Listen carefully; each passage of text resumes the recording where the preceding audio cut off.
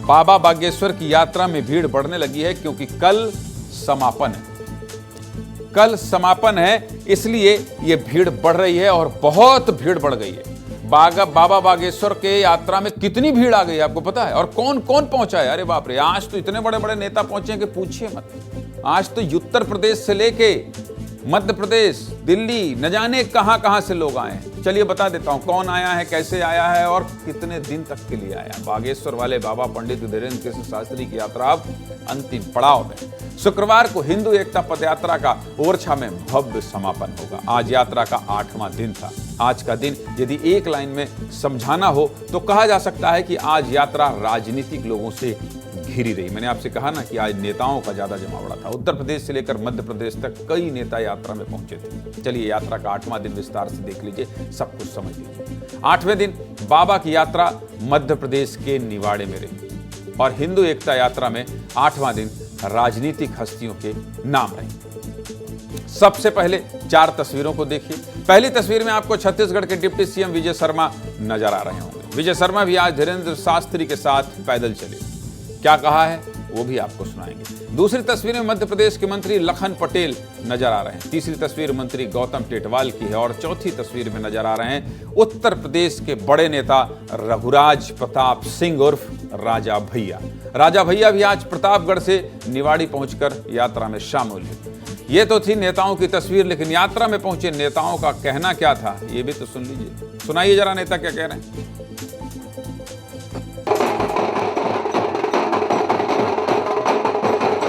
हिंदुस्तान में कौन रहता है तो हिंदू रहते हैं, सभी जानते हैं। और हिंदू का अर्थ क्या होता है? जो भारत माता की जय बोले वो हिंदू हम मानते हैं। कोई पूजा पद्धति क्या है इस पर कोई, वही तो चिंता है ना। मसला ये है कि बात कहीं और है, सोची कहीं और जाती। भारत माता की जय बोलने वाला, उसकी पूजा पद्धति नहीं पूछी जाती, वो हिंदू माना जाता है और वो हिंदुस्तान का रहने वाला माना जाता है। और ऐसे हिंदू राष्ट्र है ये। ऐतिहासिक आयोजन है और लोगों के अंदर ऐसा करंट है।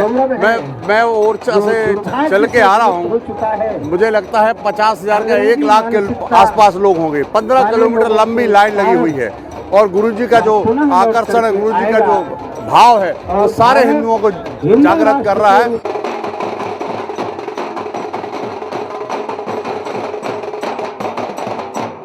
बहुत ही सकारात्मक पहल महाराज जी द्वारा और जन सामान्य में बहुत ही सकारात्मक संदेश जा रहा है इसका। जब भी कोई अच्छा काम होता है तो कुछ उसके अनावश्यक आलोचक हो जाते हैं।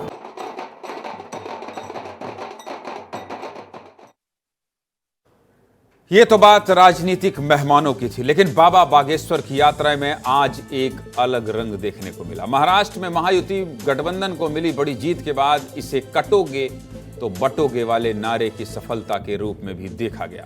बस आज इसी बड़ी सफलता का जश्न बाबा बागेश्वर की यात्रा में देखने को मिला, क्योंकि आपको याद होगा हिंदुत्व कार्ड बहुत जोर शोर से चला है।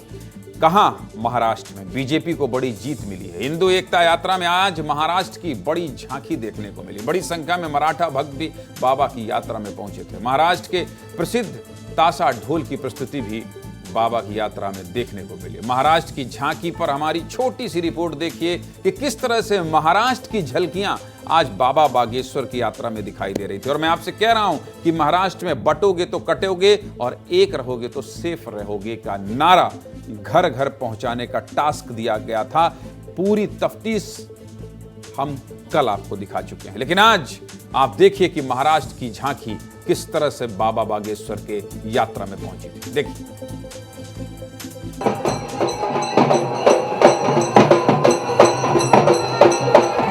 जब ये यात्रा निवाड़ी से प्रतापपुरा की तरफ बढ़ रही है, ओरछा की तरफ बढ़ रही है, तो महाराष्ट्र का पूरा रंग इस यात्रा में दिखाई दे रहा है। आप देख सकते हैं कि महाराष्ट्र का जो मशहूर बैंड है वो इस समय इस यात्रा में शामिल हो गया है।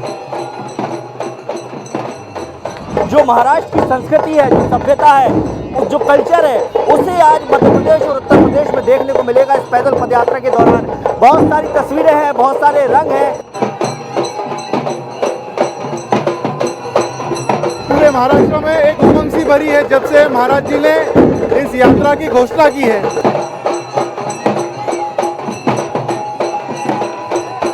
इस संकल्प में हमारे महाराष्ट्र का बच्चा बच्चा महाराज जी के साथ ही आज यहाँ पे शामिल है।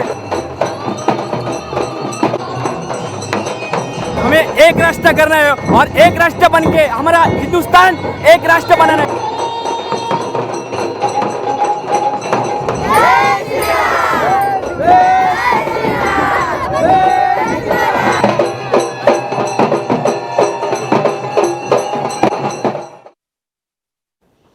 ये तो बात हिंदू एकता यात्रा की थी, लेकिन अब बात पंडित धीरेन्द्र कृष्ण शास्त्री की भी कर लेते हैं। यात्रा के पहले दिन से हर तस्वीर आपको दिखा रहा हूं। यात्रा के दूसरे दिन आपको बताया था कि बाबा के पांव में छाले पड़ गए हैं, लेकिन बाबा ने चलना बंद नहीं किया है। आज 8वें दिन आते आते वो छाले घाव में बदल चुके हैं। यात्रा से भावुक तस्वीर तब सामने निकल कर आई जब बाबा के पैरों में हुए घाव में पट्टी बांधी जा रही थी।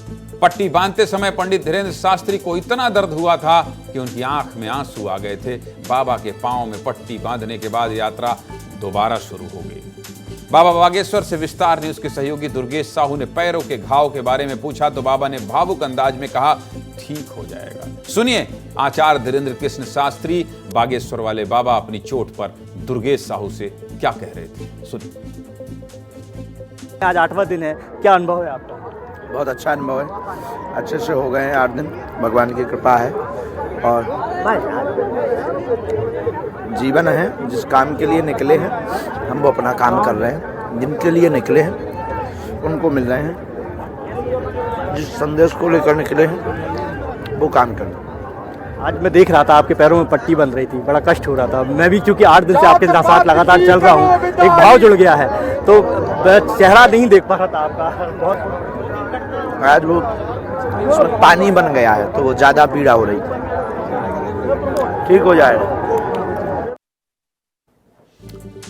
बाबा भले ही भावुक हों, लेकिन यात्रा पूरी तरह से सफल हो चुकी है। कल यात्रा का भव्य समापन ओरछा में होगा, लेकिन उससे पहले आज यात्रा अपने अंतिम रात्रि पड़ाव पर है। क्या माहौल है, हर दिन आपको दिखाता हूं। आज भी आपको पूरा माहौल दिखाने के लिए सीधे यात्रा में लेकर चलूंगा। नेटवर्क की थोड़ी दिक्कत मुझे समझ में आ रही है, लेकिन दुर्गेश आप अपना टाइम लीजिए और बस तस्वीर दिखा दीजिए, क्योंकि अब अंतिम पड़ाव पर है यात्रा।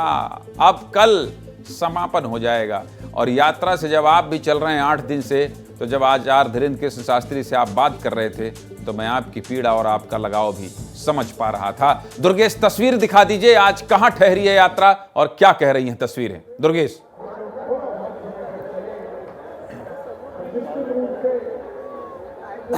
बिल्कुल, देखिए इस यात्रा को 8 दिन हो चुके हैं और आज आखिरी रात्रि विश्राम है और ओरछा की बिल्कुल चौखट पर आकर ये जो यात्रा है वो ठहर गई है। मैं तस्वीरें यहाँ पर दिखाने की कोशिश करूँगा, लेकिन बिल्कुल सही कहा कि नेटवर्क की थोड़ी सी प्रॉब्लम है, लेकिन फिर भी मैं यहाँ पर पूरा पंडाल दिखाने की कोशिश करूँगा और लोगों का जोश और उत्साह उतना ही है जैसा कि मैंने पहले दिन देखा था। इस समय सभी लोग सोने की तैयारी में हैं, अपना अपना गद्दा लेकर यहाँ पर चले आ रहे हैं और बात हो है लोग किस तरीके में भी, क्योंकि अब ओरछा में टेम्परेचर भी तकरीबन 10 डिग्री के आसपास आ गया है, लेकिन दूर दराज से लोग आए हैं और लगातार इस यात्रा में पैदल चल रहे हैं। कुछ